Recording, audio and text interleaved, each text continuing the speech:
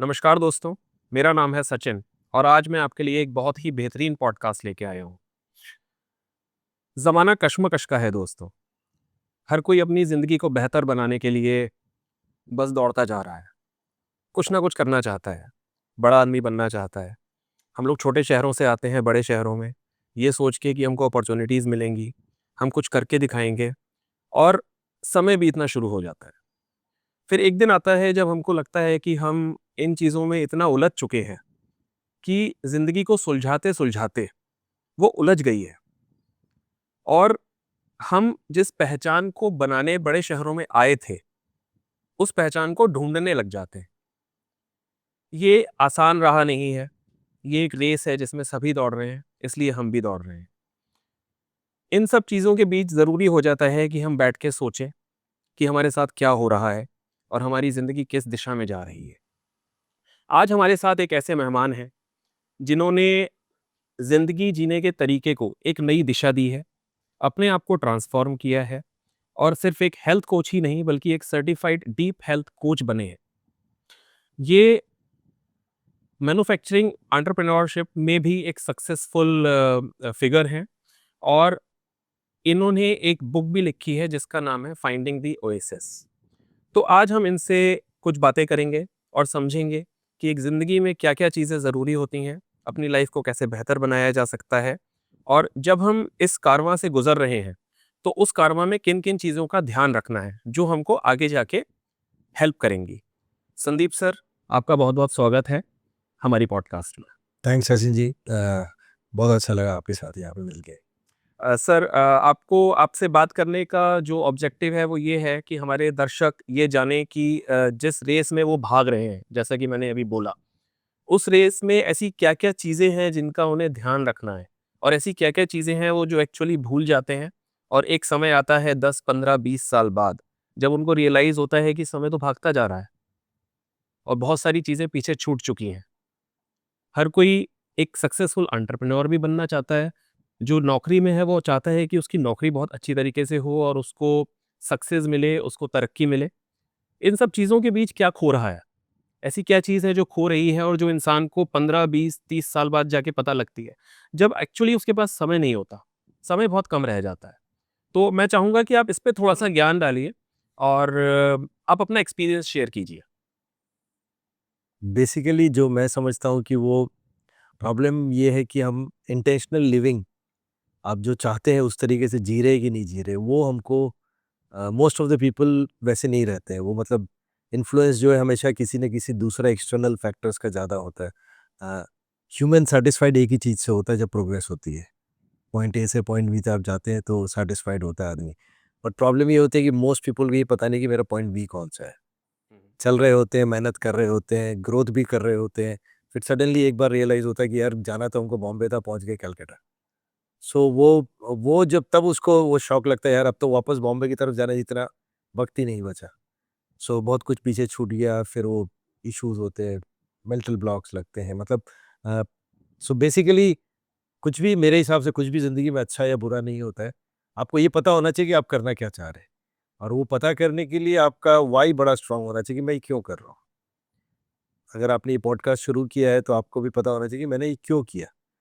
इसलिए नहीं होना चाहिए कि ट्रेंड है सारे के सारे लोग पॉडकास्ट कर रहे हैं। फिर वो डिसैटिस्फैक्शन होने लगता है क्योंकि अगर वो आपका यूएसपी नहीं है या आपका इंटरेस्ट का एरिया नहीं है, तो थोड़े दिन बाद वो फटीग आने लगता है या मज़ा नहीं आता है। सो इंटेंशनल लिविंग जो है वो आई थिंक बहुत प्राय लोग लैक करते हैं और वो एक डिसैटिस्फैक्शन का कारण बाद में बनता जाता है।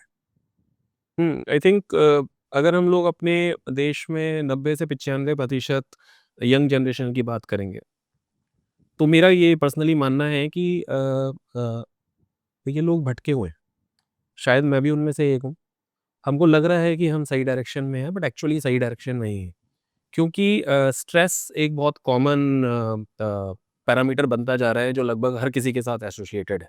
और वो स्ट्रेस मेरे ख्याल से इसीलिए आता है कि हमने सोचा कुछ और होता है और हो कुछ और रहा होता है। तो हम लोग उस स्ट्रेस का हिस्सा बन जाते हैं, फिर वो स्ट्रेस बढ़ता जाता है और फिर एक तरीके से ज़िंदगी उलझती जाती है। और जिस हम एक पहचान बनाने आए थे, वो पहचान बनाना तो बहुत दूर की बात हो जाती है, हमारी जो बेसिक पहचान है, वो भी धूमिल हो जाती है, उसको भी हम ढूँढने लग जाते हैं। अपनी बेसिक पहचान को ढूँढने लग जाते हैं। तो मतलब ऐसा क्या हो सकता है एक जो जो इंसान अपना करियर स्टार्ट कर रहा है, चाहे वो एंटरप्रेन्योरशिप में कर रहा है, चाहे वो एक जॉब में कर रहा है, रेगुलर जॉब में कर रहा है। कौन से ऐसे पैरामीटर्स हो सकते हैं कि वो अपने आने वाले 10, 15, 20 सालों को एक अच्छी तरीके से डिज़ाइन कर सके? जिससे उसको बाद में ये पीड़ा ना हो या ये टीस ना हो कि भई सही नहीं हुआ। हमारे जो पुराने शास्त्र हैं वो इसे बहुत अच्छे से डिवाइड कर रखा था कि ये 4 जो 4 हमारे गृहस्थ आश्रम या वानप्रस्थ आश्रम और संन्यास, और पहले उसके पहले एजुकेशन, मतलब लाइफ को एक 4 भाग में बाँटा हुआ था कि फर्स्ट 25 इयर्स आप एजुकेशन पे फोकस कीजिए, नॉलेज पे कीजिए।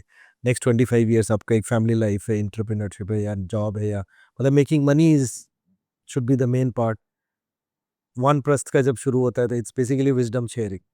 आपका एक पार्ट ऑफ द ब्रेन जो है वो स्लो वर्किंग शुरू कर देता है, जो कि आपका जो आपकी जवानी के टाइम पे चल रहा होता है, जिससे आपका एनालिटिक स्किल्स बहुत अच्छे होते हैं, वो कम होने लगते हैं। एंड देन बट आपका the other part of the brain अच्छा काम करना शुरू करता है, विच इज़ बेसिकली इज़ आप विज़डम शेयर कर रहे हैं या आपका एक्सपीरियंस शेयर कर रहे हैं, आप प्रोफेसर हैं, टीचर हैं, तो मेंटर हैं।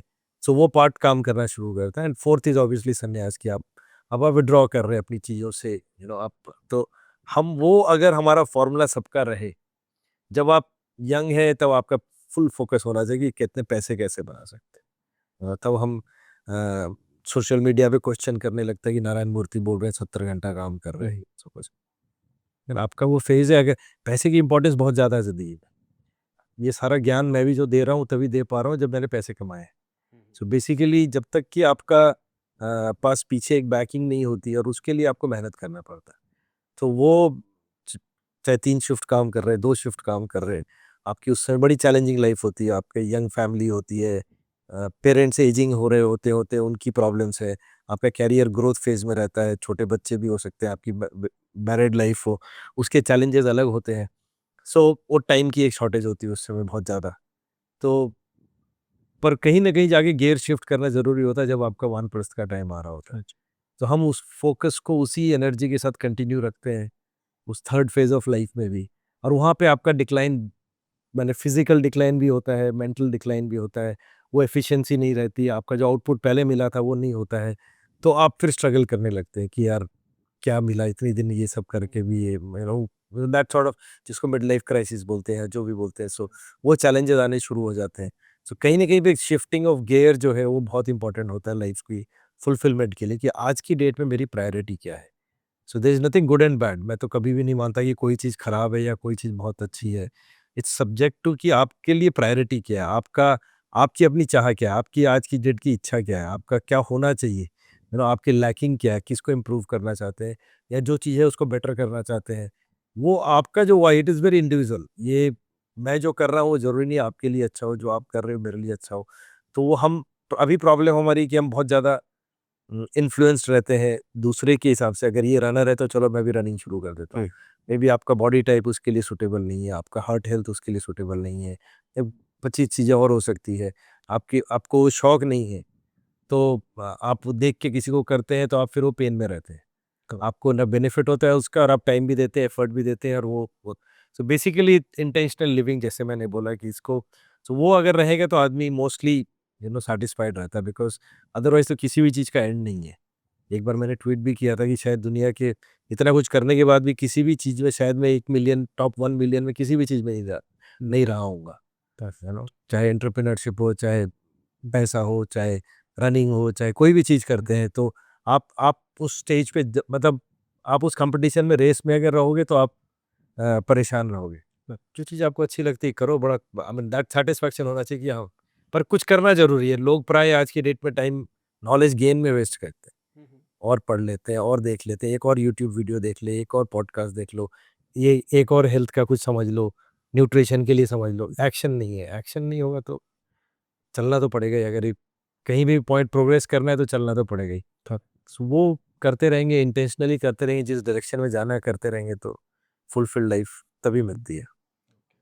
हाँ, सही बात है। किसी ने कहा भी है कि मतलब everything can not be 10 on 10। तो मतलब आपकी 10 उँगलियाँ घी में हों, ये तो बहुत ही मुश्किल है। और जैसा आपने बोला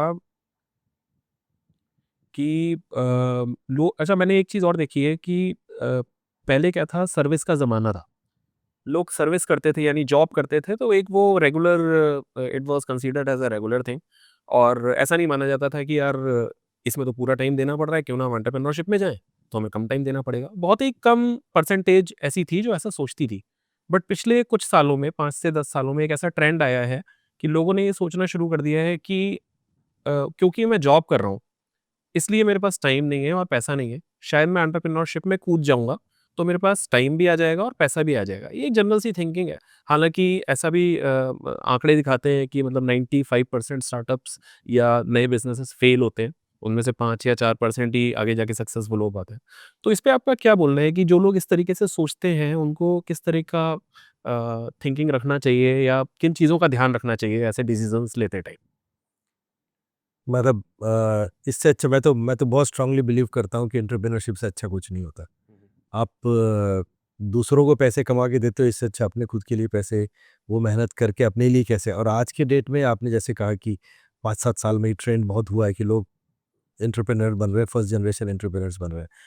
आज की डेट में जो अपॉर्च्युनिटीज़ वो पहले नहीं हुआ करते थे। हम जब मतलब कॉलेज में जाना था होता था तो आपके पास बहुत अच्छे स्टूडेंट्स होते थे, वो डॉक्टर बन जाते थे, सेकंड लेवल वाले इंजीनियरिंग हो जाते थे, और फिर आपके पास जो मतलब जिसको बोलते हैं ना बदमाश बच्चे, हाँ जी, वो बीकॉम करने चले जाते थे। So that was the trend basically. वो उस अपॉर्च्युनिटीज़ नहीं, आजकल तो आप ये देखिए सोशल मीडिया से ही लोग कमा, यूट्यूब से तो आप there are so many millionaires जो यूट्यूब से कमा रहे हैं, और इसके अलावा भी मतलब इतनी अपॉर्च्युनिटीज़ आ गई है कि एक छोटे-छोटे इंटरनेट के कारण छोटे-छोटे बिज़नेस को ग्लोबल अपॉर्च्युनिटीज़ मिल जाती है मार्केटिंग करने के लिए। एक छोटे-छोटे होम ग्रोन ब्रांड्स है, अभी थोड़े दिन पहले एक मैंने ट्वीट किया था, एक सूरत से कोई बेटा मेरा गाठिया लेके आया था, तो वो उसको मैंने ट्वीट किया, तो वो अब वो सूरत से वही हम ऑनलाइन ऑर्डर कर सकते हैं, वो अच्छा लगा हमारे को। तो वो आई मीन देयर इज़ उसकी इंटरनेशनल सेल होती है वहाँ से। शायद आज से 10 साल 15 साल पहले वो लोकल सूरत के एक मोहल्ले में बिकता होगा। करेक्ट। अब बिकॉज़ ऑफ द अपॉर्च्युनिटीज़, तो एंटरप्रेन्योरशिप में बहुत अपॉर्च्युनिटीज़ है, और अ, आज के ज़माने में गरीब रहना बहुत मुश्किल है ऑनेस्टली। अगर कोई बहुत ही निहायत गलती नहीं करे तो वो अ, बेसिक्स तो अच्छे से टेकन केयर हो जाती है, इतनी इतनी अपॉर्च्युनिटीज़ क्रिएट हो गई है, इतने रकम का तरीका निकल के आ गया है। सो हर आदमी ने कोशिश तो करनी चाहिए, और as far as preparation is concerned, पहले तो माइंडसेट बहुत डिफरेंट होता है। जॉब में आप बहुत सिक्योर्ड फ़ील करते हैं, 1 तारीख को तनख्वाह आ जाती है, आप इनफैक्ट आज सुबह ही अभी रिवर्स हो रहा है एक्चुअली, जो एंटरप्रेन्योर्स के बच्चे हैं वो जॉब में जा रहे हैं, और जो जॉब वाले हैं वो एंटरप्रेन्योरशिप बनने का। आज मेरे कज़िन का सुबह-सुबह ही आज फ़ोन आया था कि उसके दोनों बच्चे जॉब में हैं, वो बिज़नेसमैन है। तो वो बोले, "यार एक बार उनसे बात तो कर तू।" मतलब he was asking me to कौन मोटिवेट देम। सँभालेगा आगे? इसकी वही अब जॉब में क्यों जाता है? अब वो बड़े अब सिर्फ़ सिक्योर्ड लाइफ़ की तरफ वो बढ़ रहे हैं, क्योंकि वो अपने फ़ादर को देखते हैं कि वो रोज़ सुबह रिस्क ले रहा है, कभी भाई कभी स्ट्रेस में जा रहा है, कभी फेल्योर देख रहा है, कभी सक्सेस देख रहा है। ये बड़ा सिक्योर्ड सा लगता है कि यार 1 तारीख को तनख्वाह आ गई, उसके बीच में जीना है अपने को। तो वो अपनी ज़िंदगी और कोई ओवरहेड्स लाइफ़ के लेके नहीं चलते। अभी उनको लगता है कि भई एक्सपेंसेस जो है हमारे तो बस इतने ही हैं। अगर हमारे को 50,000 भी सैलरी मिल रही है तो हमारे खर्चे तो 50,000 है नहीं। करेक्ट। बट जब फुल्ली इंडिपेंडेंट हो जाएँगे तो उनको पता चलेगा ये 50,000 भी बहुत कम है। अभी हो सकता है कि पेरेंट्स के साथ रहते हो तो घर का खर्चा नहीं है, तो ये नहीं है, तो 25 चीज़ें हैं। लाइफ़ लाइफ़ अभी शुरू ही नहीं हुई है, अभी बैचलर रह रहे होंगे। सो वो इट्स मोर देन मनी जो है ना, आपका आपकी कैपेबिलिटी, आपकी जो सोच है वो बहुत ज़रूरी होती है एंटरप्रेन्योर बनने के लिए, क्योंकि हर आदमी के लिए एंटरप्रेन्योर बनने वाला रिस्क लेना भी उनके बस की नहीं है, और जब तक जिसके वो माइंडसेट नहीं हो उसको जाना भी नहीं चाहिए, नहीं तो वो फेल ही होता है बेसिकली। सेकेंडली आपके पास ऑब्वियसली बैकिंग होनी ज़रूरी होती है एंटरप्रेन्योर बनने के लिए। आपके पास बेसिक एक्सपेंसेस नेक्स्ट 1 साल, 1.5 साल, 2 साल कि भई, क्योंकि बिज़नेस को सेटल होने में कोई भी बिज़नेस को काफ़ी लंबा टाइम लगता है, और अनएक्सपेक्टेड एक्सपेंसेस रहते हैं जो आप कभी एंटिसिपेट ही नहीं करते कि ऐसा भी खर्चा आ सकता है, कोई भी आप बिज़नेस शुरू कर रहे हो उसके लिए। तो जैसे आपने बताया काफ़ी फेल्योर का परसेंटेज हाई रहता है, तो उसके लिए भी प्रिपेयर्ड होना ज़रूरी होता है। इसीलिए वो हर चीज़ में मैं तो सोचता हूँ कि हर चीज़ में ना वो रिस्क वर्सेस रिवॉर्ड जो है, उसको इवैल्यूएट करके देखना आदमी को ज़रूरी होता है कि मेरा रिस्क कितना, रिवॉर्ड क्या है? मतलब what's the worst case scenario जो होने वाला है। और उसके बदले में अगर सक्सेस हो गया तो रिवॉर्ड का रेशियो जो है वो मेरे लिए कितना इम्पोर्टेंट है। सो अभी अभी आप देखेंगे जितने भी बड़े बड़े बड़े ग्रुप्स हैं, बड़े इंटरप्राइजेज हैं, उनके बच्चे उतने इंटरप्राइजिंग नहीं है जितने उनके पेरेंट्स होते हैं। तो बिकॉज वो उन्होंने स्ट्रगल किया, रिस्क लिया, अब ये सेफ्टी नेट में आ जाते हैं। करेक्ट। तो अब वो हॉबी बिजनेसेस शुरू कर देते हैं, जिम हम्म। खोल लो, कैफे खोल लो, बिल्कुल। You know. अब आप एक्सपेक्ट करते हो कि भाई ये इनका बेटा है तो और 2 कदम आगे जाएगा, वो हॉबी बिजनेसेस में आना शुरू कर देते हैं, तो वो सेफ्टी नेट में आ जाते हैं। बस एंटरप्राइज तो ऑलवेज रिस्क वाला फैक्टर है। अगर आपको ग्रोथ वही है जहाँ पे रिस्क है। आपको आप मसल्स को तोड़ते हैं तब आपकी मसल्स बढ़ती है। बिल्कुल।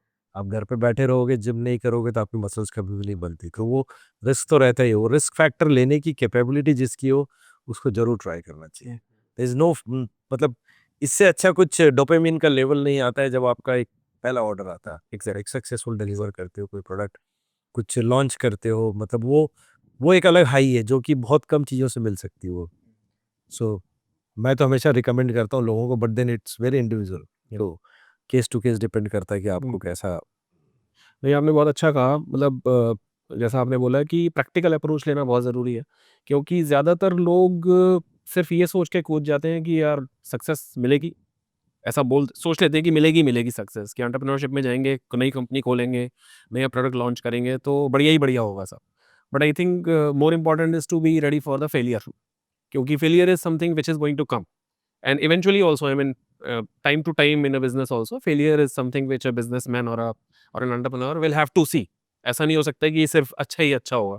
तो प्रैक्टिकल अप्रोच रखना और उसकी अच्छे से तैयारी करना, समझना कि जब हम इस रास्ते पे जा रहे हैं तो किस किस चीज़ की ज़रूरत पड़ेगी। पैसा चाहिए, कॉन्टैक्ट्स चाहिए, नेटवर्किंग होनी चाहिए, आपको कस्टमर की समझ होनी चाहिए, बहुत सारी चीज़ें हैं। तो प्रैक्टिकल अप्रोच रहेगी तो मेरे ख्याल से it's a good decision to take. Sir, आपने एक चीज़ और बोली कि बहुत ज़्यादा नॉलेज लेना भी ठीक नहीं है, कि आप यूट्यूब पे वीडियोज़ देखते जा रहे हैं, या फिर बुक्स पढ़ते जा रहे हैं किसी टॉपिक पे, बट कर कुछ नहीं रहे। यानी कि आप टीवी देख तो बहुत रहे हैं, या आपने टीवी पे मैचेस तो बहुत देख लिए बट खेला एक भी नहीं, ऐसा बात कर लेते हैं। तो ये आपको सही में ऐसा लगता है कि नॉलेज का भी एक लिमिट होना चाहिए और करने में इंसान को ज़्यादा विश्वास रखना चाहिए? बिकॉज़ अ, हर कोई चाहता है ज़्यादा से ज़्यादा नॉलेज गेन करना, डेफ़िनेटली। शुरुआत से हम ये सुनते भी आए हैं कि भई आप पढ़ते रहो और नॉलेज गेन करते रहो तो आपको उससे फ़ायदा होगा। तो कहीं न कहीं आपको लगता है आपके एक्सपीरियंस से कि नॉलेज गेन करने का भी एक लिमिट होना चाहिए और उसके ऊपर हमको करना रखना चाहिए, कर्म उसके ऊपर रखना चाहिए। एक्शन के अलावा कुछ होता नहीं। मतलब at the end of the day जैसे बोलते हैं मोटिवेटेड, आप मेरे को बहुत लोग पूछते हैं कि आप इतने वर्कआउट करने के मोटिवेटेड कैसे रहते हो, आप रनिंग के लिए मोटिवेटेड कैसे रहते हो। मोटिवेशन सेकंड आता है, पहले रिजल्ट आता है। अगर आपको रिजल्ट मिल रहे होते हैं तो आदमी अपने आप मोटिवेटेड हो जाता है, और वो रिजल्ट तब आता है जब आप एक्शन लेते हैं। रिजल्ट सिर्फ मेंटली मोटिवेटेड फील करके, दो चार स्लोगन पढ़ के या सीख के या फिर कोई बढ़िया पॉडकास्ट सुन के इसको या किसी का ट्विटर थ्रेड देख के नहीं आता है। वो तो क आपको रिजल्ट मिलता है जब आपको कोई चीज़ अगर सक्सेस होती है तो आप और उसको करना चाहते हैं।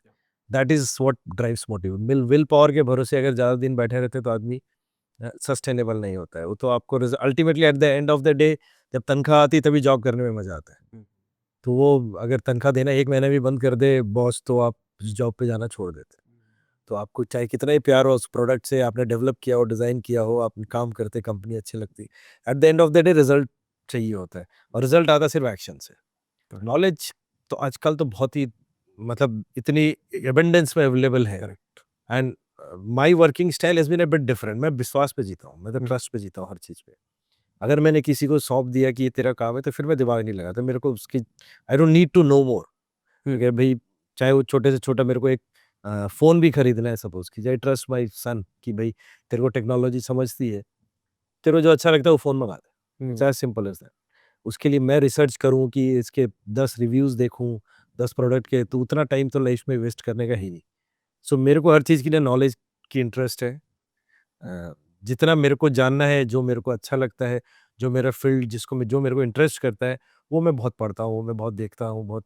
बिकॉज़ दूसरी बात ये भी है कि आपका कुछ नया इस दुनिया में जानना और कहने का बचा नहीं है। मतलब एनीथिंग दैट इज़ देयर, वो लोगों ने शेयर किया हुआ है, उसके बारे में लिखा होगा, उसकी यूट्यूब की वीडियोज़ होगी। तो आप अगर सेम चीज के 10 पॉडकास्ट देखो या 100 पॉडकास्ट देखो, अल्टीमेटली आउटपुट उसका वही है। ये बहुत तो इंपॉर्टेंट बात है। हाँ, तो वो आप बेसिकली आपको तो बेसिक्स आपको पता हो। अगर मैं जिम जाता हूँ, मेरे ट्रेनर पे मैं विश्वास करता हूँ, तो उसने बोला ऐसे उठाओ, वैसे उठाओ, ऐसे उठाओ। आपको मेहनत करनी चाहिए अपने ट्रेनर कैसा है वो ढूँढने के लिए, कि ये बंदा सही है क्या? एज़ एन एंटरप्रेन्योर भी जैसे है कि अब मेरी टीम बनाना मेरा मेन पर्पस 2 ही होता है एंटरप्रेन्योर का। एक होता है पैसे अरेंज करना, दूसरा ड्रीम बनाना। करेक्ट। सो आपने अगर टीम बनाने में जो इन्वेस्ट किया है, उस पे आप अपना मेहनत लगाइए, उस पे आप अपना रिसर्च कीजिए। उसके बाद टीम के भरोसे छोड़ देते हैं आप कि भई आप अपने अपने हिसाब से जो आप अफ़ोर्ड कर सकते हैं, मोस्ट कैपेबल पीपल हायर किए। उसके बाद you trust them and you let them do their work basically. तो वो is on everything, that that fun fun funda works on in everything in life. So जितना भी आप सोचते हो कि मैं ये भी सीख लूँ, उसका भी जान लूँ, मेरे से अच्छा मेरा प्रोडक्शन का इंजीनियर मेरे से अच्छा नॉलेज रखते हैं, मेरा डिज़ाइन का इंजीनियर मेरे से अच्छा नॉलेज रखते हैं। तो फाइनेंस देखती है हमारी लेडी, वो हम मेरे से ज़्यादा फाइनेंस समझती है। और एचआर वाला जो है वो मेरे से ज़्यादा अच्छा एचआर समझता है। मैं काहे को दिमाग लगाऊँ? तो मैं अगर उसमें दिमाग लगाऊंगा तो एक्चुअली बी ग्रेड का प्रोडक्ट होगा, और तनख्वाह भी मेरी सबसे ज़्यादा है, तो प्रोडक्ट भी एक्सपेंसिव होगा। Correct. So similarly with everything, so knowledge तो ऑब्वियसली होना ही चाहिए, बट आप ज़िंदगी पूरी बिता दें नॉलेज पाने के लिए जो इजीली अवेलेबल है आज के डेट में। अभी आते समय भी मेरे को 3-4 चीज़ें कुछ देखना था किसी कंटेक्स्ट में, चैट जीपीटी को आप पूछो, वो सारी आपको पूरा इतिहास निकाल के दे देता है। तो मैं उसको दिमाग को, अपने ब्रेन को स्टोर ही करके परेशान क्यों करूँ? फ्री रखता हूँ, जिस चीज़ में कभी ज़रूरत होती है, या फिर ट्रस्ट करता हूँ लोगों को। किसी को कह दिया, मेरे को पता है वो अच्छा काम करेगा, तो फिर देन आई ट्रस्ट। मैं अपनी नॉलेज हर सब चीज़ सीखना चाहूँगा तो फेल ही होऊँगा एक्चुअली। Correct, correct. और बिल्कुल एक इंडिविजुअल के, हर एक इंडिविजुअल के जो लाइफ में मतलब चाह है, वो अलग-अलग है। हो सकता है आप कुछ और चाहते हो, दूसरा बंदा मैं कुछ और चाहता हूँ। तो हम लोग सर, मेरे को भी ऐसा लगता है कि ऑलरेडी एक ओवर कम्युनिकेटेड सोसाइटी में वी आर लिविंग, और बहुत ज़्यादा इन्फॉर्मेशन है हर जगह, और हमारे माइंड में भी इतनी इन्फॉर्मेशन भरी रहती है कि कहीं न कहीं वो बेसिक्स पीछे छूटते जाते हैं। और अभी जब आपने बोला, तो मैंने भी ये थोड़ा-सा ट्रिगर हुआ मेरे माइंड में भी कि किसी एक टॉपिक पे अगर बहुत ज़्यादा नॉलेज गेन कर लेते हैं, तो बेसिक उस पे कैसे काम करना है वही हम भूल जाते हैं। तो हम एक्चुअली तो ब्रिज बना रहे हैं, बट रोड वहाँ ऑलरेडी है, तो रोड पे क्यों ना चलें? तो ये बड़ा अच्छा आपने मेरे को, मतलब मेरे को एक ट्रिगर दिया है, शायद इस पे मैं और आगे अपने ऊपर भी काम करूँगा। और सर, अगर मैं गलत नहीं हूँ तो आपने अभी अपना 60th बर्थडे सेलिब्रेट किया है recently. So congratulations first of all. Thank you. And आपसे मैं ये जानना चाहूँगा, बिकॉज़ आप कहीं से कहीं तक भी 60 इयर्स के देखने में तो नहीं लगते। तो आपने जैसा मैंने आपके बारे में पढ़ा भी है कि आपने पिछले कुछ सालों में अपनी हेल्थ पे बहुत ज़्यादा फ़ोकस किया है, और अपने आप को ट्रांसफ़ॉर्म करने की कोशिश की है और किया भी है। तो आप थोड़ा-सा हमारे दर्शकों को ये बताना चाहेंगे कि आपने ये कैसे किया? किस तरह के डिसीज़न्स आपने किस टाइम पे लिए? और उसके साथ-साथ आपने अपने काम को भी कैसे मैनेज किया? तो बेसिकली वो जो गियर शिफ्टिंग की मैंने बात की थी, तो मेरा नेचुरली हो गया, और मतलब मेरे को इतनी समझ नहीं थी, या जो भी समझ लीजिए, वो नेचुरली हो गया कि मेरी हेल्थ पैरामीटर्स इतने ख़राब आए थे ब्लड टेस्ट में, तो वो मेरे को कुछ ना कुछ तो करना ही पड़ता, नहीं नहीं करता तो, और मतलब प्रॉब्लम पेन वाली लाइफ होती बेसिकली। तो वो ना मेरे को करना पड़ा, तो अब आदत लग गई। रिज़ल्ट, जैसे मैंने बोला कि अच्छा रिज़ल्ट आने लगता है तो आप मोटिवेटेड होते हो, तो आप और ज़्यादा करते हो। तो आप अपने फिज़िकल हेल्थ पे, मेंटल हेल्थ पे, इमोशनल हेल्थ पे, स्पिरिचुअल हेल्थ पे, आप एक-एक पे जब आप काम करना शुरू करते हैं, क्योंकि कंप्लीट जो डीप हेल्थ की हम बात करते हैं, जो करते हैं, वो बेसिकली इट्स नॉट जस्ट आप कैसे दिखते हैं। वो आपका वो बहुत सेकेंडरी है, वो दिखना जो है आपका, वो तो आप 2 महीने आप जिम चले जाइए, आपका लुक चेंज हो जाएगा, आपका सारा आउटकम चेंज हो करेक्ट, जाएगा बेसिकली। करेक्ट। और जब तक कि आप अंदर से, बाहर से, सब तरफ से फुलफिल नहीं होने की एफर्ट्स डालते हैं, जिसको हम डीप हेल्थ की बात करते हैं, आपका एनवायरनमेंट कंड्यूसिव होना चाहिए। आप अगर एक बड़े टॉक्सिक रिलेशन में बैठे हैं या टॉक्सिक जॉब में बैठे हैं, तो आप आधे टाइम परेशान हैं। तो वो कहीं न कहीं कैरी फॉरवर्ड होके आपकी ज़िंदगी में कहीं न कहीं दूसरी चीज़ों में इफ़ेक्ट करता है। और जो आपने कहा शुरुआत में, स्ट्रेस बहुत बड़ा एक फैक्टर है। Ultimately at the end of the day आपका सारा गेम जो है वो स्ट्रेस से रिलेटेड ही चलता है। स्ट्रेस आपके मैनेजेबल रेंज में है, तो आपको ग्रो करता है। जैसे मसल्स को आप स्ट्रेस देते ग्रो करता है। तो वैसे कोई भी चीज़ को, स्ट्रेस को अगर आप मैनेजेबल रेंज में रख के आपको बॉडी को यूज़ करते हैं उस तरीके से, तो आपको ग्रो करता है। अगर आपका स्ट्रेस मैनेजेबल नहीं है, एक के ऊपर एक स्टैक हुए जा रहा है, तो वो अल्टीमेटली आपको ग्लूकोज बढ़ाएगा, इन्फ्लेमेशन बढ़ाएगा, कॉर्टिसोल बढ़ाएगा, तो आपके हेल्थ के पैरामीटर्स जो है वो कहीं न कहीं पे उसके इफ़ेक्ट होना शुरू हो जाते हैं, और वो आपका फिज़िकली दिखने लग जाता है, आपको सडनली एजिंग दिखने लगती है, आपको अ, साँस फूलने लग रही है, आप 2 फ्लोर नहीं चढ़ पाते हैं, अपना सामान उठा के ग्रोसरी बैग आपका वहाँ से गाड़ी से लेके नहीं आ सकते, प्लेन में केबिन बैगेज नहीं रख पाओगे, आपकी फ्लेक्स से आप फ्लाइट में जब सिक्योरिटी चेक इन के समय आप कभी देखिए, जब पुलिस के सामने लोग हाथ उठा के खड़े रहते हैं, 8 आउट ऑफ 10 पीपल के दोनों हाथ जो है वो सेम पोज़ीशन पे नहीं रहते। कहीं न कहीं उनकी शोल्डर का वो फ्लेक्सिबिलिटी का इश्यू है, या नॉड्स बने हुए हैं, या वो स्ट्रेस का एक निशानी है। आपका मैं हमेशा ऐसे मार्क करता हूँ, क्यू में खड़े रहते हैं तो आप एटलीस्ट 70 टू 80% लोग जो है उनकी फ्लेक्सिबिलिटी इतनी पुअर होती है, वो दोनों हाथ भी सीधे उठा के नहीं रख सकते। तो दीज़ आर ये चीज़ आपने खुद नोटिस की मतलब? हाँ, जैसे खड़े रहते हैं क्यू पे, तो यही राइट, राइट, राइट। तो बेसिकली जब आपका फ़ोकस इन चीज़ों पे रहता है तो आपको ज़्यादा वो इस दिखता है। तरीके से ही आप सोचते हैं। हाँ, तो वो आपको एक साइन होता है कि ये वो बंदा या तो बहुत सिटिंग जॉब में है, बहुत स्ट्रेस में रहता होगा, शोल्डर से ऐसे उठा के रखता होगा, यू नो।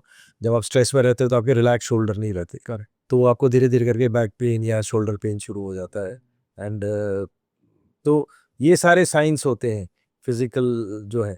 तो वो आपका जब तक आप पूरे के पूरे सारे पैरामीटर्स, आप अगर इमोशनली चैलेंज्ड हैं, आपको, तो वो प्रॉब्लम्स आती है, आप रिएक्टिव हो जाते हैं, छोटी-छोटी बातों पे आप गुस्सा करते हैं।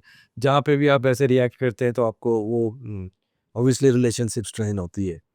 तो वो आपका सोशल हेल्थ अगर अच्छा नहीं है, आपको अगर आप आप इंडिया में अच्छे हैं, आप अगर अभी यूक्रेन में, पाकिस्तान में या किसी ऐसे देश में होते, तो आपको स्ट्रेस का मतलब आपका एनवायरनमेंट अगर आपका कंड्यूसिव नहीं है, तो आपको ऑब्वियसली इट अफेक्ट्स।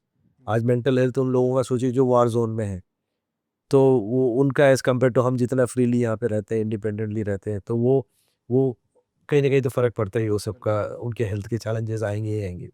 सो वो सारी चीज़ें हैं, वो उस पे सारे पे जब काम करना आप शुरू करते हो, slowly and gradually, and the most important part जो रियलाइज़ करते हो कि 9 आउट ऑफ 10 थिंग्स जो आप रह रहे हो, जी रहे हो, वो आपके कंट्रोल में नहीं है। अभी लाइट चली गई, हमने बड़ा प्लान से रिकॉर्डिंग किया कुछ कि इस पॉडकास्ट रिकॉर्डिंग करना है। अब आप फ्रस्ट्रेटेड हो जाओ, तब भी आपको कुछ नहीं कर सकते, ये आपके कंट्रोल में नहीं है। आपने अपने तरफ से सारे एफर्ट्स कर ली।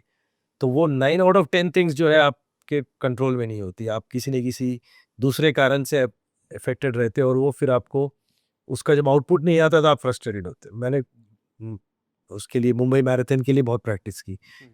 100 सवा 100 घंटे वीकली दौड़ना, किलोमीटर 100 सवा 100 किलोमीटर्स वीकली दौड़ना, और अ, कोविड के कारण वो कॉल ऑफ हो गया। ओह!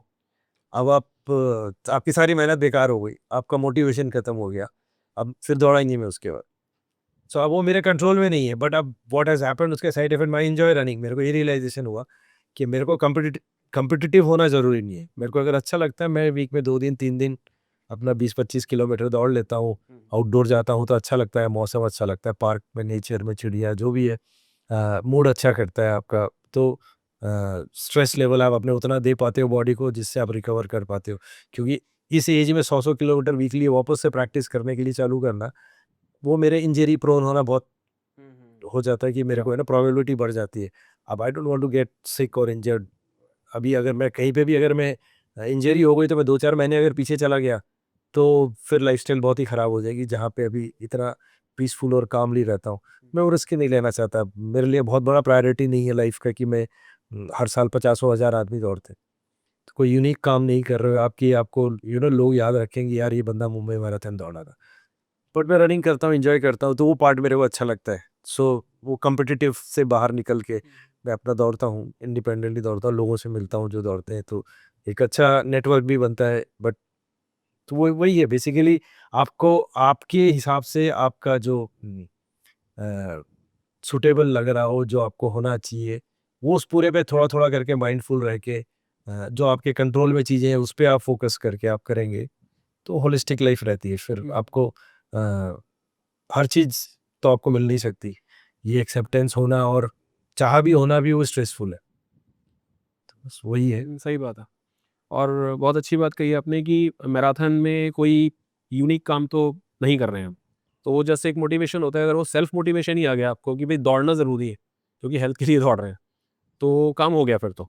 अगर आपको सेल्फ मोटिवेशन आ गया मन में कि भाई डेली मेरे को 5-10 किलोमीटर दौड़ना है, तो काम तो आपका हो ही गया इवेंचुअली। और डेफिनेटली मेडल चाहिए तो कभी-कभी आप मैराथन्स भी कर सकते हैं। ये आउटपुट वो आता है। चाहिए होते हैं। नहीं नहीं, आउटपुट आउटपुट अगर आपका मेरा मानना है कि आपका बिहेवियर गोल्स जो है वो प्रायोरिटी होना चाहिए as compare to outcome goals. तो आपका अगर बिहेवियर मेरा रनिंग करता रहूंगा तो कभी कल अगर मन मन हो भी गया मैं तो जाके दौड़ भी लूंगा तो मेरे को मिल जाएंगे। मेडल तो बहुत सारे टंगे हुए हैं, पहले भी टंगे, मुंबई मैराथन 2 बार कर चुके हैं पहले। तो आप वो अभी भी टंगे हुए हैं, या फिर आप करते अगर आपका बिहेवियर सही चलेगा तो आउटकम भी सही आ जाएगा, आपका आ ही जाता है। तो बट उस पर हम मेरे को सेटिस्फैक्शन अगर मेरी उस पर बेस्ड है कि आउटकम आएगा तभी मैं सेटिस्फाइड हूँ, तो बहुत चांसेस है कि आप बहुत बार फेल होते रहो। सो वो फिर डिससेटिस्फैक्शन देता है। सो आई ऑलवेज प्रायोरिटाइज कि मेरा बिहेवियर गोल होना चाहिए। मेरे मैं अच्छा गा पा रहा हूँ नहीं गा पा रहा हूँ, मैं पियानो बजाता हूँ, मेरे को अच्छा लगता है, गाता हूँ, ठीक है। मेरे को कोई किशोर कुमार तो बनना नहीं और न बन सकता, बट मेरे को अच्छा लगता है। मेरा मूड उस समय 1 घंटे जब मैं प्रैक्टिस करता हूँ तब उस समय आपको कोई स्ट्रेस होता है, आप कुछ सोच ही नहीं सकते। आपका ब्रेन गाना गाते समय कुछ और सोचता ही नहीं है। तो आपका अगर कुछ भी कोई स्ट्रेस कैरी फॉरवर्ड भी कर रहे हो अपने ऑफिस से या पर्सनल लाइफ से, वो उस समय डाइल्यूट हो जाता है। राइट। बढ़िया सर। काफ़ी कुछ बताया आपने, मेरे काम की भी बहुत सारी चीज़ें हैं। आपकी सर कोई ऐसी विश लिस्ट या बकेट लिस्ट है जो आपने 10-15 साल 20 साल पहले बनाई हो अपने अर्ली डेज ऑफ करियर में, और आप चाहते हो मैं कभी ये 10-12 काम 20 काम करूँगा, और अभी आपको लगता है आप कर सकते हो, ऐसी कोई विश लिस्ट या बकेट लिस्ट आपने बनाई हुई है? पहले बनाई थी, बहुत सारे चीज़ें अचीव भी की थी, अब वो उससे बाहर आ गए। मतलब ऐसे अब वो सब अचीव करने के बाद है ना, आपको नेक्स्ट डे लगता है कि यार अब व्हाट नेक्स्ट। आपको कोई भी चीज़ से सैटिस्फैक्शन है, वो बहुत शॉर्ट टर्म रहता है। आपको अगर कोई गाड़ी खरीदने का बड़ा आपका चाव है और आपने जिस दिन वो गाड़ी खरीद ली दूसरे दिन से आपको दूसरी बड़ी गाड़ी दिखने लगती है। तो वो जो रैट रेस है वो फिर डिससैटिस्फैक्शन लगता है। तो अभी आई एम कंप्लीटली अब वो रिवर्स बकेट लिस्ट चलती है बेसिकली कि क्या चीज़ें मेरे को परेशान करती है वो नहीं करें, because it's very easy to know कि मेरे को क्या अच्छा नहीं लगता है। क्या अच्छा लगता है वो जानना बहुत मुश्किल है। क्या अच्छा नहीं लगता बड़ा आसान है। अगर मेरे को कोई चीज़ अच्छी नहीं लगती, मेरे को पता है कि इस मोहल्ले में अच्छा नहीं लगता, मेरे को ये शहर अच्छा नहीं लगता, तो मैं वहाँ नहीं जाता हूँ, इट्स ईज़ी। बट अगर मेरे को कौन-सा शहर अच्छा लगता है मेरे को पता नहीं, तो मैं जितना एलिमिनेशन करता रहूँगा कि क्या अच्छा नहीं है, क्या अच्छा नहीं है, तब फिर वही बच जाता है जो अच्छा है। सो रिवर्स बकेट लिस्ट में वो है कि ये चीज़ें नहीं करनी है। चाहे वो कितनी अच्छी हो, चाहे उसके बड़ी ट्रेंड चल रहा हो, चाहे वो मैं कैपेबल हूँ उसके लिए, चाहे मैं अफ़ोर्ड कर सकता हूँ या फिर जो भी है, पर वो मेरे को मज़ा नहीं आता है, तो फिर व्हाई वेस्ट? अल्टीमेटली आपके पास दिन कितने बचे हैं? 9,341 दिन बचे हैं मेरे पास, तो उसके लिए मैं दिमाग नहीं लगाता ज़्यादा। You have the calculation. Oh yes. Good, good, good.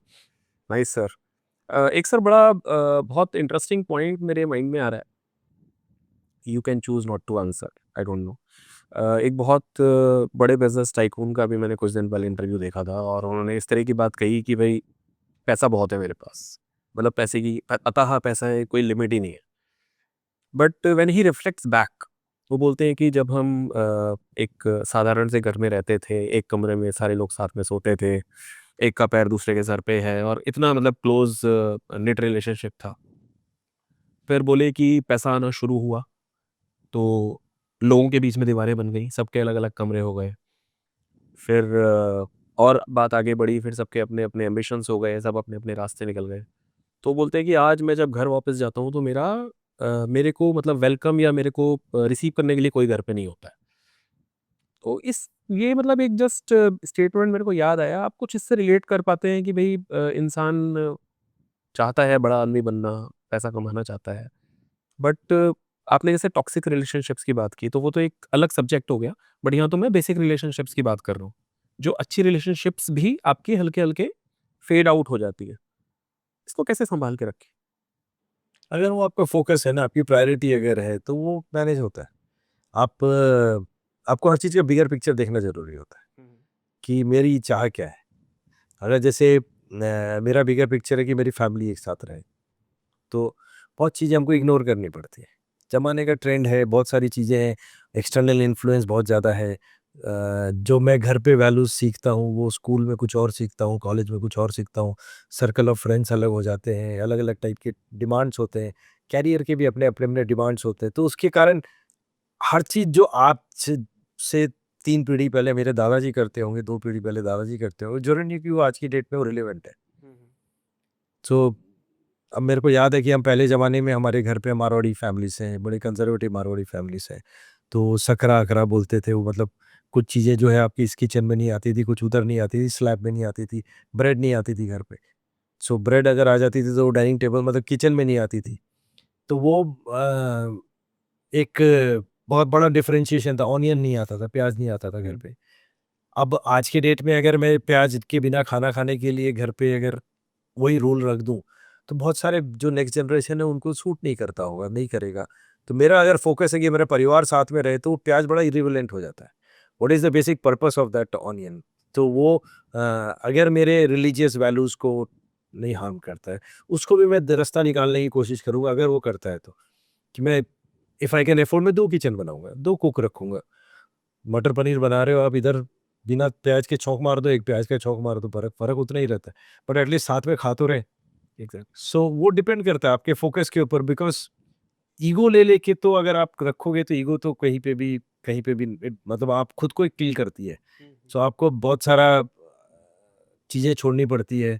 Priorities next generation को भी देना ज़रूरी होता है। उनको उनका उनके प्रति आपका फ़ोकस ज़्यादा होना चाहिए। एक्चुअली मैं तो मैं एक प्रैक्टिकल चीज़ें बताता हूँ। हमारे मोहल्ले में जैसे रहते हैं तो अड़ोस-पड़ोस वाले जितने भी ऐसे हमारे मेरे साला आता है तो बोले मामा जी आए हैं। पहले मेरा साला आता था मामा जी हो गए। तो दैट मीन्स दैट वो नेक्स्ट जनरेशन का फ़ोकस समाज को भी दिख रहा है। बिल्कुल। कि अब वो जो पैसे कमा के ला रहा है घर में, वो नेक्स्ट जनरेशन हमारे घर के हाउस हेल्प को भी दिख रहा है, तो वो मामा जी बोलते हैं। अब जो मेरी सिस्टर आती थी तब सिस्टर आती थी, अब वो बुआ आती है। सो आप अब प्रायोरिटीज़ जब के हिसाब से आप भी अगर गियर शिफ्ट नहीं कर रहे हो, तो आप अनहैप्पी रहोगे। आपको आपको चाहोगे कुछ बट वो मिलेगा नहीं फिर अंदर वो से। बेसिकली एक्सपेक्टेशन को तो आपको अब जितना आप एक्सपेक्टेशन रखोगे उतना डिससैटिस्फाइड रहोगे। आपका भी मैनेज करना पड़ता है, बिल्कुल सही बात है। आप तो सर फिर भी मतलब आपका एक्सपीरियंस तो एक अलग लेवल पे है। मैं तो अभी आई एम जस्ट कंप्लीटिंग 40। तो मेरे को तो अभी ये चीज़ें रियलाइज़ होने लगी हैं कि अ, अगर 5 या 7 या 10 साल पहले की बात करें, तो मन में कुछ चीज़ों को लेके बड़ी उमंग होती थी कि यार ये वाली जैकेट किसी दिन खरीदनी है, ये वो वाली गाड़ी किसी दिन खरीदनी है। तो मैं ये नहीं बोल रहा कि इच्छाएँ मर गई हैं, बट वो चीज़ रियलाइज़ होने लगी है हल्के-हल्के कि इन सब चीज़ों से भी बहुत ऊपर काफ़ी चीज़ें हैं, रिलेशंस हैं या उस तरह की चीज़ें। तो कहीं न कहीं वो इच्छाएँ मैनेज करना सम आ जाता है इंसान को। मेरे ख्याल से ये शायद एक ऐज होती होगी जहाँ तक मेरे को लगता है, जहाँ पे इस तरह की मैच्योरिटी आना शुरू होती है कि 35-40 साल में कि इंसान को लगता है कि ठीक है मतलब ये मेरे को चाहिए बट इतना ज़रूरी भी नहीं। मैं ये जैकेट नहीं भी पहनूँगा तो भी कुछ ख़ास फ़र्क पड़ने वाला नहीं है। तो ये सब चीज़ें मेरे को भी अब लगता है रियलाइज़ हल्के-हल्के होने लगी है। बट हो सकता है अभी पूरी तरीके से रियलाइज़ ना हो, अभी मैं बिल्कुल एकदम इनिशियल फ़ेज़ में बैठा हूँ उसके। शायद 5 साल 10 साल में वो चीज़ निखर के आएगी पर्सनैलिटी में। नहीं, विज़न होना या ड्रीम होना या फिर कोई चीज़ पाने का उसमें कोई खराबी नहीं है। हाँ जी। सो ऐसा कुछ नहीं है कि भई हम एस्पिरेशन छोड़ देते हैं या फिर नहीं करना चाहते, बट वो सिर्फ़ फ़ोकस नहीं रहता है। बेसिकली आपको अपना बिगर पिक्चर जैसे मैंने बोला कि हमेशा होना चाहिए कि मेरा व्हाट इज़ माय एम? तो अभी हम जैसे जयपुर में प्लांट लगा रहे, ओह! ओके। फैक्ट्री लग रही है जयपुर में। तो अब वो जब वो लगा रहे तो हमारा पहली मीटिंग में हमने ये डिस्कस करके हमने डिसाइड किया कि हम जो है फैमिली बिज़नेस है, बिज़नेस फैमिली नहीं है। So basically the difference is कि फैमिली फर्स्ट, बिज़नेस सेकंड। 2-5% कम भी कमाएँ, तो हम अलग-अलग नहीं रहेंगे। जयपुर जाके कोई एक बेटा मेरा जयपुर रहने लग जाए, एक यहाँ रहे, it does not make sense. अगर हमको लगा कि Jaipur is a bigger priority, हम सब के सब जयपुर रहें। ज़रूरी नहीं है कि हम फरीदाबाद में रहें यहाँ बैठ के। सो कोई ऐसा देयर इज़ नो रीज़न कि हमको अगर वहाँ पे अगर लगता है कि वो है, सो रहेंगे साथ में, that is the first priority, business is second. So once you come to that decision तो then everybody is working on that. हर आदमी को सैक्रिफाइस करना पड़ता है, छोटी मेरी पोती है उसको भी सैक्रिफाइस करना पड़ता है, मेरे पेरेंट्स को भी करना पड़ता है। बिकॉज़ बिगर पिक्चर जो है हमारा वो डिफरेंट है कि हमारे को अ, सामने वाले की अच्छाई और सामने वाले को एप्रिशिएट करना है, उसको वो करना है। हम दिन भर सुबह से शाम तक यार तूने टॉवेल गीला वहाँ रखा हुआ है, तूने लाइट का बंद नहीं किया स्विच, एसी बंद नहीं किया। सो उससे बहुत ऊपर निकल के आ जाता है आदमी अगर आपको ये रहना। आप दिन भर अगर टोका-टोकी ये वो प्रायोरिटी करते हो, तो वो तो हर जनरेशन का शिफ्ट होगा। हमने जितना मेरे पेरेंट्स ने जितनी कमियाँ देखी है समाज मतलब फाइनेंशियल इसमें जो शॉर्टेजेस देखी है, उससे हमने थोड़ी कम देखी। हमारे बच्चे उससे भी कम देख रहे हैं। हम तो हमेशा स्लीपर क्लास में और जनरल बॉगी में घूमते थे। मेरा बेटा 2-3 बार जनरल बॉगी में स्लीपर क्लास में गया, उसके बाद छोटे वाले ने तो कभी देखा ही नहीं, और बड़ी वाली ने तो अभी ट्रेन ही नहीं, पोती ने तो मेरी ट्रेन ही नहीं देखा अभी तक, ट्रेन कैसे होती है। सो उनकी एक्सपेक्टेशन, उनकी लाइफ की रिक्वायरमेंट्स, क्योंकि हम अपने बच्चों को हमेशा कंफर्ट देते हैं, माँ बाप भूखे रह जाएंगे किंतु अपने बच्चों को कंफर्ट देते हैं, फिर उसके बाद एक्सपेक्ट करते हैं कि भाई तू अब भूखा रहे, कि मैंने तो तेरे लिए सेक्रीफाइस किया। That is where it does not work. ये कोई रिलेशनशिप में कोई इंटर एक्सचेंज नहीं चल रहा कि 100 रुपए दिए 100 रुपए का सामान दे, तो वो तो इट्स ऑलवेज अब जैसे जिसका बेस है उसके हिसाब से वो रहेगा। अब अगर हमारे टाइम पे बल्ब भी पहली इलेक्ट्रिसिटी आई थी, मैंने अब मेरे आंखों के सामने देखा है, जब गाँव में पहली बार बिजली आई थी, तो एक छोटा सा बल्ब 0 वाट का रात को जला के रखते थे पूरे घर में, रोशनी उसी से होती थी। अब बात पता नहीं आजकल 0 वाट के बल्ब आते हुए कि नहीं आते, पर उस जमाने में वो वही लगा के रखते थे, मतलब थोड़ी देर भी उसको एक्स्ट्रा सूर्योदय होने के बाद सनराइज के बाद चालू रह गया तो दादाजी बोलते थे यार किसी ने स्विच ऑफ नहीं किया। Right right. तो आप उस समय 2 यूनिट भी कम करने की सोच रहे कि महीने भर में 2-4 यूनिट बच जाओ।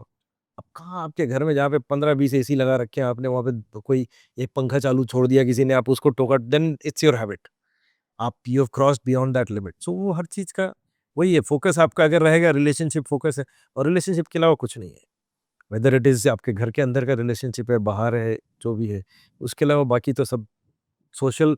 अभी बेसिकली तो प्रॉब्लम ही वही, आज सुबह एक कोई मैं पॉडकास्ट सुन रहा था, तो उसमें कहीं पे कोई समवन वाज सेइंग, 1-2 ही लाइन सुन पाया था मैं एक्चुअली, उसमें ये बोल रहा था कि 3/4 ऑफ द चिल्ड्रन, आज के ज़माने के 3/4 ऑफ द पॉपुलेशन, वो जेल में रहने वाले लोगों से ज़्यादा देर घर के अंदर रहते हैं।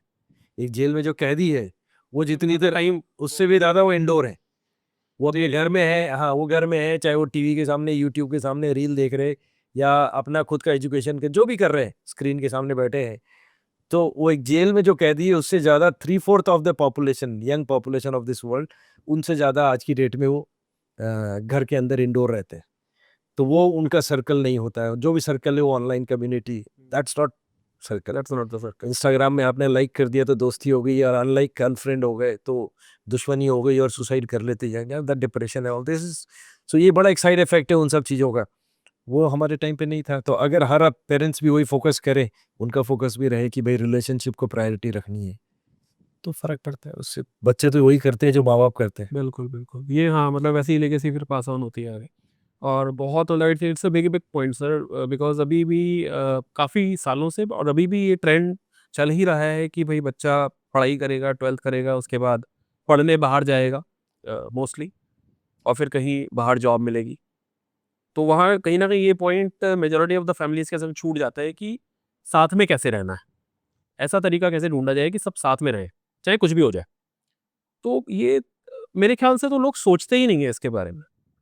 ये तो कहीं न कहीं मतलब लेफ्ट बिहाइंड पॉइंट है कि इस तरीके से भी सोचना है कि आप यही मत सोचो कि बच्चा आगे जाके कुछ बन जाएगा अलग रह के। अरे अलग रह के बन तो जाएगा, बट फिर मतलब माँ-बाप के साथ नहीं है बच्चा, तो मेरे को भी मतलब वो लाइक समझ में नहीं आती। तो मेरा भी एक्चुअली वो थॉट तो ऐसा ही रहा है शुरुआत में। हाँ, वो डिपेंड अल्टीमेटली करता है, कुछ लोगों की तो मजबूरी होती है। मजबूरी, हाँ, चीज़ें अपने हाथ में नहीं होती। नहीं, अदरवाइज फाइनेंशियल भी मजबूरी होती है, सब कुछ होता है।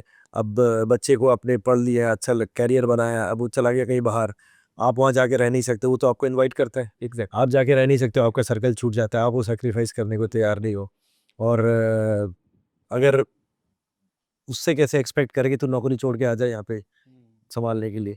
उसमें भी कुछ लोग होते हैं, कुछ बच्चे, आई नो फ्यू पीपल जिन्होंने सब कुछ छोड़-छाड़ के अपने पेरेंट्स के पास आ गए। छोटे से टाउन में शिफ्ट हो गए। कोविड के टाइम पे बहुत सारे ऐसे केसेस हुए कि आए, फिर उनको 6 महीने में रियलाइज़ हुआ कि यार घर पे ज़्यादा काम, आज के ज़माने में ऑनलाइन भी बहुत कुछ किया जा सकता है, कि मेरे को ज़रूरी नहीं है कि मैं शहर छोड़ में जाके कहीं पे बाहर रहूँ। तो वैसे भी केसेस होते हैं। कुछ पेरेंट्स भी चाहते हैं कि हमको शांति रहे भाई। अब उनको वो रियलाइज़ नहीं होता। सबके अलग-अलग अपब्रिंगिंग है, सबके अलग-अलग तरीके हैं, सबके सोसाइटी का स्ट्रक्चर अलग है। सो कुछ भी अच्छा-बुरा नहीं होता है इसमें। डिपेंड करता है अगेन कि आपका आपका गोल क्या है, आपको किस में हैप्पीनेस आती है। अकेले अच्छा लगता है तो नथिंग रॉन्ग विद दैट। अगर आपको लगता है कि सारे परिवार को लेके चलना है, तो नथिंग रॉन्ग विद दैट, सब अच्छा है। करेक्ट। हुँ। गुड। सो दोस्तों, जैसा मैंने आपको बताया कि संदीप जी एक राइटर भी हैं। तो संदीप जी ने एक बहुत ही प्यारी बुक लिखी है जिसका टाइटल है फाइंडिंग द ओएसिस। इसका मतलब मैं आपको नहीं बताऊंगा, हम संदीप जी से ही समझेंगे। और इस बुक का टैगलाइन है unveiling the intersection of mind, body and spirit. ये बुक प्रेज की गई है काफ़ी नामी गिरामी लोगों द्वारा, जिनमें से कुछ नाम हैं अंकुर वारिकू, हर्ष गोयनका, नितिन कामत एंड ऑल्सो विवेक रंजन अग्निहोत्री। और मैं आपको 2 लोगों के कमेंट सुनाता हूँ जिन्होंने इस बुक के बारे में अपने थॉट्स लिखे हैं। नितिन कामत बोलते हैं, in an age of fleeting health trends and quick solutions, Sandeep Mull describes his approach to well-being in this book beautifully. He champions the idea that genuine health stems from simple daily choices. Whether it's a balanced meal or indulging in a sport, these modest shifts in behavior can lead to profound health transformations in the long run. I'm sure everyone reading the book will unearth lessons that they can implement in their path to wellness. विवेक रंजन अग्निहोत्री लिखते हैं, Sandeep's book is one of the most authentic, credible, and insightful journeys I have read in recent times. Must read for everyone because by the end of the book, a change will trigger in you, and that's the right beginning. So Sandeep ji, जो quotes हैं बहुत impressive हैं। आप थोड़ा सा इस book के बारे में बताएंगे, क्योंकि अगर मैं सही बताऊं तो मैंने इस बुक को पढ़ना शुरू किया है बट अभी फिनिश नहीं किया है। तो मैं चाहूँगा आप थोड़ा सा कुछ बताइए इस बुक के बारे में कि आपने किस तरह के एक्सपीरियंसेस इसमें लिखे हैं और आप लोगों को क्या बताना चाहते हैं। बेसिकली ये एक सॉर्ट ऑफ आप कह सकते हैं कि मेरा एक ट्रांसफॉर्मेशन की स्टोरी है एंड उसके पीछे क्या चीज़ें काम करती है, उसमें साइंस क्या बोलता है। सो थोड़ा सा मेरा एक क्लैश रहता है मेडिकल साइंस के साथ साथ में कि वो बड़ा एक थियोरेटिकल वे में वर्क करता है जो साइंस में प्रूवन है, साइंस में वो है। साइंस तो रोज इवॉल्व हो रहा है, इज नथिंग परमानेंट। ये साइंस मैथ्स नहीं होता, 2+2 4 ही रहेगा चाहे जनरेशन्स बीत जाए। साइंस इवॉल्व होते रहता है, रोज नई चीज़ें, नए रिसर्च आते रहते हैं। और वो भी कुछ कुछ आप कड़वे घुट के साथ पीते हैं कुछ कुछ रिसर्च के बारे में, बिकॉज किसी ज़माने में बोला जाता था स्मोकिंग हेल्दी है, तो या फैट आपके लिए बहुत ख़राब है। तो एक जनरेशन के बाद पता चलता है कि यार अल्जाइमर्स बढ़ने लग गया क्योंकि फैट, ब्रेन को फैट का ज़रूरत है। और आपने फैट ज़ीरो ओरियो खाते थे लोग, फैट फ्री ओरियो आने लग गया। मतलब ऐसी ऐसी चीज़ें मार्केटिंग वाले फिर करने लगते हैं। तो वो ट्रेंड्स साइंस, कभी साइंस ने प्रूव किया होगा। वो स्मोकिंग से ऑब्वियसली आप कम खाना खाते हैं, खाना कम खाते हैं तो आपका वेट लॉस होता है। वेट लॉस होता है तो वेट लॉस के मेडिसिन के हिसाब से डॉक्टर्स एडवर्टाइज करते थे। आपको बहुत सारे एडवर्टाइजमेंट्स आपको यूट्यूब में अभी भी दिखेंगे 1960s में, जो मेडिकल डॉक्टर्स एडवर्टाइज करते थे कि स्मोकिंग करो। एक जनरेशन के बाद पता चला कि यार लंग्स कैंसर अचानक बढ़ने कैसे लगा। तो वो चलता है, ये तो सारा का सारा। तो बेसिकली मेडिकल साइंस जो एक फॉर्मूले पे चलता है, और वो फॉर्मूला ज़रूरी नहीं है कि सबके लिए सही हो, या आपके कुछ अपने जेनेटिक्स होंगे, आपके अपने कुछ लाइफस्टाइल होगी, अपनी चीज़ें होगी। तो मैंने अपने एक्सपीरियंस से ये देखा कि आप अगर अपस्ट्रीम वर्क करते हैं, अगर आप नॉर्मल जो बेसिक चीज़ें हैं जो आज से 100 साल पहले हम करते आए हैं, सूर्योदय में उठते हैं, सूर्यास्त तक आप खाना खा लेते हैं, लास्ट 1-2 घंटे के बाद सो जाते हैं, रात को आप सही टाइम पे खाते हैं, अब दिन भर आप चलते हैं, खेतों में जाके मेहनत करते हैं या शिकार करने जाते हैं। अब आपको शिकार करने के लिए आज जाना ज़रूरी नहीं है, और नहीं आपको ज़रूरी नहीं है कि आप हर आदमी फार्मर होगा या खेत पे जाके काम करेगा। बट वो उसको आप रेप्लिकेट करते हैं। अभी हमारी आपकी पूरी सेडेंटरी लाइफ बदल गई है, हम दिन भर बैठे रहते हैं, हर चीज़ 10 मिनट में डिलीवर हो रही है आपको। तो अब आप वो भी काम नहीं करते कि ग्रोसरी स्टोर से जाके सामान खरीद के लाएँ, तो और कुक करें। इनफैक्ट मैं तो बड़े-बड़े अपार्टमेंट्स कुछ देख के आया जो बहुत एक्सपेंसिव, उसमें किचन सबसे छोटा है। तो वो क्योंकि वो कुकिंग करने का काम ही इतना कम हो गया है।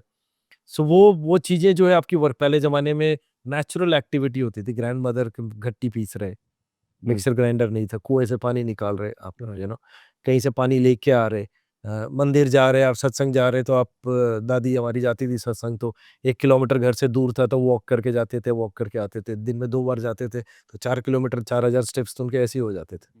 तो अब दिन भर आपकी एक्टिव, झाड़ू पोछा, आप बैठ के मॉपिंग कर रहे। अब तो एवरीथिंग इज आउटसोर्स्ड, आप खुद कुछ भी नहीं कर रहे। सुबह से आप जो मेंटल ब्रेन को आप अपना ट्रिगर कर रहे हो, फ़ोन जैसे ही उठते ही सबसे पहले उठाया वहाँ से ट्रिगर कर रहे, रात को सोने तक वही आपको बाहर एक्सटर्नल इन्फ्लुएंस चल रहा है। अब आपको प्लान करके करना पड़ता है, अगर कुछ फिजिकल एक्टिविटी करनी है, चलो वॉक पे चलते हैं, रनिंग पे जाते हैं, जिम जाते हैं। वो उस समय नेचुरल होता था पहले। तो मेरा बिलीव है कि आप अगर अपस्ट्रीम वर्क करते रहें, आप अपने आप से बात करते रहें, जर्नलिंग करें, आपको आपके क्या थॉट प्रोसेस है, आपकी इमोशनल क्या वो है, आप अपनी स्लीप को प्रायोरिटी दें। रिकवरी पे हमारा ध्यान ही नहीं है। अभी तो हम रात को 1 बजे 2 बजे तक अगर आप या तो काम कर रहे हैं या नेटफ्लिक्स देख रहे हैं या कुछ भी आप कर रहे हैं, 1 मील एक्स्ट्रा खाओगे आप। करेक्ट। आप अगर आप रात को 8-9 बजे सो जाते थे, उसकी जगह आप 2 बजे सो रहे हो, तो ऑब्वियसली अगर 4-5 घंटे एक्स्ट्रा जगोगे तो लगेगी। आप एक 1 मील एक्स्ट्रा खाओगे, 600-700 कैलोरी खाओगे। 600-700 कैलोरी का मतलब हो गया 10 दिन में 1 किलो वज़न बढ़ रहा है। 7,500 कैलोरी में आपका 1 किलो वज़न बढ़ जाता है। फिर सडनली आपका रियलाइज़ होता है, यार ये पैंट साइज़ मेरा 30 से 34 कैसे आ गया? एंड या ब्लड टेस्ट कराने आपको कभी करा लेते हो तो पता चलता है कि यार मेरा कोलेस्ट्रॉल कैसे बढ़ गया, लिपिड इतने खराब हो गए, मेरा HbA1c कैसे बढ़ गया। तो वो सारे की सारी प्रॉब्लम्स जो है वो लाइफ़स्टाइल के कारण आती है। तो ये बुक जो है इसमें बेसिकली मैंने जो 6 स्फीयर्स ऑफ डीप हेल्थ है, उसके एक-एक पोर्शन को कवर करने की कोशिश की है। फिज़िकल हेल्थ है, मेंटल हेल्थ है, इमोशनल हेल्थ है, सोशल हेल्थ है आपका, स्पिरिचुअल हेल्थ है और इमोशनल है एनवायरमेंटल हेल्थ है।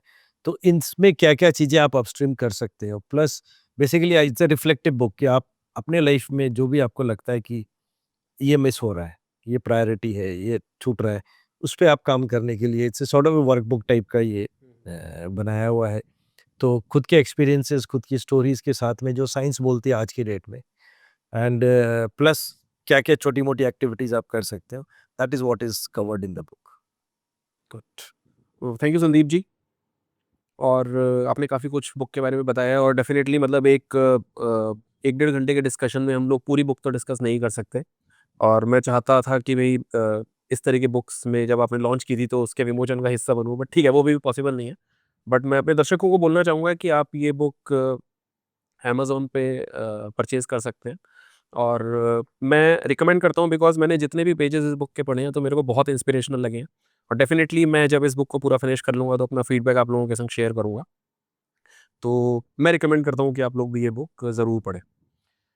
संदीप सर, आपसे एक बात और डिस्कस करना चाहूँगा। मैंने सुना है कि आप कम्युनियन के नाम से कुछ प्रोग्राम रन करते हैं, जिसमें मतलब जो आई थिंक सीएक्सओ लेवल पे रहता है, I am not very sure. तो आप थोड़ा-सा उसके बारे में बताना चाहेंगे वो प्रोग्राम क्या है? किस तरह के लोगों के लिए डिज़ाइन्ड है? मतलब कौन उसको अटेंड कर सकता है? और किस तरह के बेनिफिट्स एज़ ऑब्जेक्टिव्स लोग लेके उस प्रोग्राम में आ सकते हैं? और जॉइन करने का तरीका क्या है? ये सब चीज़ें अगर आप थोड़ा-सा बताना चाहें तो दैट वुड ये एक्चुअली एक पर्सनल ग्रुप टाइप का है। सो मैंने जब ये अपना ट्रांसफॉर्मेशन किया या मेरे को लगा कि ये जब मैं कर सकता हूँ तो कोई भी कर सकता है इसको, तो मैंने एक प्रोग्राम शुरू किया था मेंटरशिप का। सो जो मैं हर क्वार्टर पे 3 लोगों को मेंटरशिप करते हैं, गोल सेटिंग से लेके आपका टाइम कैसे बेटर मैनेज करना है, या so this is my way of raising fund for my foundation. तो मैं अपने फाउंडेशन के लिए पे जो काफ़ी काम करती है for education, for health, conservation, wild life, nature पे, ये सब चीज़ों पे। तो उसके लिए फंड रेज़ करने के लिए मैंने ये शुरू किया था कि मैं and most of my mentees have been CXO level people basically, okay. Either business owners और प्रोफेशनल्स।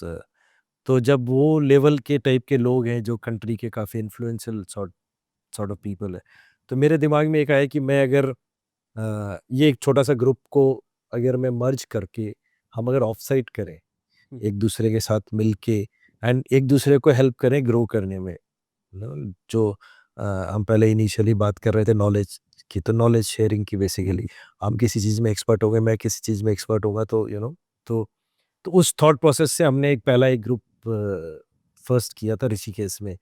तो उस समय उसका नाम हमने कम्युनियन दिया था कि it's basically more of A not I will not call A networking event, it's वो बड़ा गंदा सा वर्ड होगा उसके लिए, but it's more about knowledge sharing, helping each other grow. तो हम लोग 20 लोग उसमें तब थे, कुछ में सारे मेंटीज़ थे मेरे उस समय के, प्लस हम बाहर से 3-4-5 स्पीकर जो है इसको इनवाइट करते हैं। ऐसे करके वो ग्रुप बना था। उसके बाद हमारा सेकंड कलकत्ता में हुआ था, थर्ड कान्हा में हुआ था, अभी इस साल पूना में है। ओके। तो साल में एक बार हमारी 3 दिन का ऑफ साइट होती है और अब करीब 50, 60, 70 लोग हो गए जो, तो बेसिकली ये मेंट फॉर माय मेंटीज़ होता है और एलिजिबिलिटी क्राइटेरिया वही होता है कि आप जो मेंटीज़ हैं उनको इनवाइट किया जाता है। प्लस हम कुछ स्पीकर्स को बुला के लेके आते हैं एक्सटर्नली, जो जो आके वहाँ पे अपनी इंस्पायरिंग स्टोरीज हो या कुछ उन्होंने किया है, नॉलेज शेयरिंग है, तो it's on A variety of subjects हम वहाँ पे डिस्कस होता है, फ्रॉम आर्टिफिशियल इंटेलिजेंस से लेके आपका हेल्थ या ट्रेंड क्या चल रहा है, बिजनेस क्या है, कंज्यूमर बिहेवियर क्या, डिफरेंट राइट, छोटे छोटे स्किल्स सीखना, राइटिंग स्किल्स पे जैसे लास्ट टाइम टॉपिक था। तो आप बहुत ही प्रोमिनेंट या नॉलेजेबल या जो भी एक्सपर्ट लोग आते हैं उसमें as an external speaker, plus internal भी जो हमारा पूरा कम्युनियन का ग्रुप है, करीब अभी 60-70 लोग हैं उसमें मेंबर्स, तो वो भी बहुत हाईली टैलेंटेड और you can say people who have arrived in life या हु वांट टू कंट्री के हुज हु है, आप टाइप समझ लीजिए। सो वो वो सारे from all spheres of life, sports से लेके बिजनेस से लेके प्रोफेशनल फील्ड से मेडिकल फील्ड से, हर रकम से लोगों का है। तो एक ग्रुप है, बड़ा कोहेसिव सा बड़ा ग्रुप है, बड़ा एक्टिव ग्रुप है, जो एक हर शहर में दोस्त है आपके लिए रेडीमेड जैसे। हम जैसे अभी मैं कलकत्ता जा रहा हूँ नेक्स्ट मंथ, तो हम 11 लोग कलकत्ता से, सो 11 लोग हम मिलेंगे। कोई भी कहीं ट्रैवल कर रहा होता है तो they make sure to meet each other, चाहे 2 जन हो चाहे 5 जन हो, सो कुछ ना कुछ। प्लस अब तो हम नेक्स्ट लेवल पे आ गए कि हम एक दूसरे के बच्चों को भी मेंटर कर रहे हैं। सो अगर कोई फाइनेंशियल सीएफओ किसी कंपनी में है, तो या वेल्थ मैनेजमेंट का कोई किसी का बड़ा है, तो दूसरे अब के बच्चे को फाइनेंस सिखा रहा है, वेल्थ मैनेजमेंट सिखा रहा है, या मनी मैनेजमेंट सिखा रहा है कैसे करना है। तो वो एक as a now it's a family, it's a different वो है। And I am so happy कि एक छोटा सा ऐसे ही विजुअलाइज किया था कि एक बार करते हैं, that is now evolved into a great platform basically for learning. Very good. So जो लोग इसमें पार्टिसिपेंट्स या मेंटीज हैं, कुछ ऐसा है कि उनके नाम कॉन्फिडेंशियल हैं और आप बता नहीं सकते इस तरह का? ऐसा कुछ नहीं हो, if you can name a few people who are, तो मेरे वेबसाइट पे सबके नाम है जो आते हैं जाते हैं, तो because they are sitting here, if you want to name a few just to. Communion के कुछ मेंबर्स अगर मैं बोलूँ तो आपको विजय शेखर हैं पेटीएम से, अच्छा, शेखर शर्मा for- हाँ, दामोदर मल है रिलायंस रिटेल के सीईओ हैं, शिवा कुमार है आईटीसी के एक बिजनेस डिवीजन के हेड हैं, अ, अभिषेक अस्थाना है गब्बर, अगर आपने ट्विटर पे अगर आई डोंट नो फॉलो करते होंगे तो आप वो हैं। अरे मतलब it's similar line of people actually basically. Next time जो पूना में अभी कुछ स्पीकर्स हमारे हैं उसमें किशोर बियानी आ रहे हैं, प्रोफेसर रामचरण दास आ रहे हैं, is like one of the most leading consultants globally. In fact 20-22 CEOs world के टॉप 500 जो हैं उनको उन्होंने कोच किया हुआ टाइप। सो अरुण लाल है क्रिकेटर जो इंडियन टीम के थे, तो वो है, तो इस टाइप का इट्स ए वेरी आई से कि जैसे आप आईआईटी में जाते हैं और हर बच्चा उस समय अपने क्लास का टॉपर आता है ना, तो हाँ, सो उस टाइप का एक वो है कि जिसमें there are people and there are very young kids also, छोटे छोटे मतलब आप बोलेंगे 25 साल के उस टाइप के भी हैं जो अभी लाइफ को स्टार्टअप कर रहे हैं, शुरू कर रहे हैं। बहुत सारे फाउंडर्स हैं जो नई नई कंपनियां बनाई है, नए प्रोडक्ट्स लेके आए हैं, या बना के उन्होंने एग्जिट किया है, सो अच्छा पैसा भी कमाया है। सो बहुत अच्छा ग्रुप है, फैमिलीज भी अब इन्वॉल्व है सबके, प्राय स्पाउसेस भी आने लग गए अब कम्युनियन में जब हमारा होता है, तो अच्छा, it's a nice group. Good sir, thanks for sharing. Sir आपने बीच में मैन्युफैक्चरिंग की बात की, आपने बोला कि आप जयपुर में अपना एक नया प्लांट बना रहे हैं अभी, तो आप कुछ बताना चाहेंगे आप किस तरह की मैन्युफैक्चरिंग में इन्वॉल्व हैं, आप क्या बनाते हैं और कब से बना रहे हैं? थोड़ा सा आप उसके बारे में अगर बताना चाहें तो। हाँ, हम बहुत प्रिसीजन इंजीनियरिंग करते हैं बेसिकली। हम कंपोनेंट्स बनाते हैं, हम डिज़ाइन नहीं करते, प्रोडक्ट्स डिज़ाइन नहीं करते, प्रोडक्ट्स हम ओईएम्स के लिए बनाते हैं। मोस्टली हमारा जो बिजनेस है वो एक्सपोर्ट का है, so European and American, Germany, Italy, USA, ये 3 हमारे सबसे बड़े मार्केट हैं जहाँ पे हम कंपनीज के लिए बनाते हैं। इंडस्ट्री जो हम कैटर करते हैं, एग्रीकल्चर इंडस्ट्री है, माइनिंग इंडस्ट्री है, कंस्ट्रक्शन इंडस्ट्री है, इस मेजरली ये 3 इंडस्ट्री पे हमारा फोकस रहता है। तो इनके इनके प्रोडक्ट्स बनाते हैं, इनके अगर आप जेसीबी टाइप जैसे, it's not we don't supply to JCB, but JCB just to give an example, India में बड़ा वो कॉमन नेम है इसलिए, तो कि आप उसके कुछ कंपोनेंट्स बना रहे हैं, आप समझ कीजिए उसके तो इस टाइप का हम बनाते थे, वेरी हाई प्रिसीजन इंजीनियरिंग। तो हम फोर्जिंग से लेके फिनिश प्रोडक्ट तक जितना है सारा का सारा इन हाउस बनाते हैं। करीब 300 लोग करीब काम करते हैं। सो 3 फैक्ट्रियाँ we have in Faridabad and the fourth one is coming up in Jaipur. So that's it's all forging, CNC, heat treatment, gear cuttings और hobby और ये सारा जितना भी आपका broaching, induction hardening, जितने component भी बनाते हैं, जितने operations होते हैं, वो आप लगभग सारी मशीन सारी we do in house now. High tech factory है, वी हैव नाउ रोबोट्स, उसका द सिस्टम भी हम सारा खुद बनाते हैं, उसका सॉफ्टवेयर, उसका the whole hardware except for the आप रोबोट का हम जो है आप इंपोर्ट करते हो चाइना या जापान से, बाकी सारा भी अब हम इन हाउस करते हैं. सो हमारा एक ड्रीम है कि हम बाई नेक्स्ट ईयर एंड तक 2026 एंड तक फैक्ट्री को लाइट आउट फैक्ट्री बनाए कि आपका रात भर फैक्ट्री काम कर रही है एंड लाइटें बर which we call as dark factory or basically जो रोबोट चला रहे होते हैं आपकी फैक्ट्री को, तो component without any manual intervention. So manual intervention के बिना तो it's quite a future forward या उसके बिना सर्वाइवल नहीं है. तो वो एक एटीट्यूड है. थैंकफुली द नेक्स्ट जनरेशन, हमारे घर का जो दोनों बच्चे भी उसी में इन्वॉल्व हैं, they are fully involve into it and काफ़ी इंटरेस्ट के साथ करते हैं. एंड मेरे से ज़्यादा उनका जो टेम्पो बोलिए या रिस्क लेने की कैपेबिलिटी बोलिए या जो भी है वो है, तो इसलिए फ्यूचर अच्छा लगता है.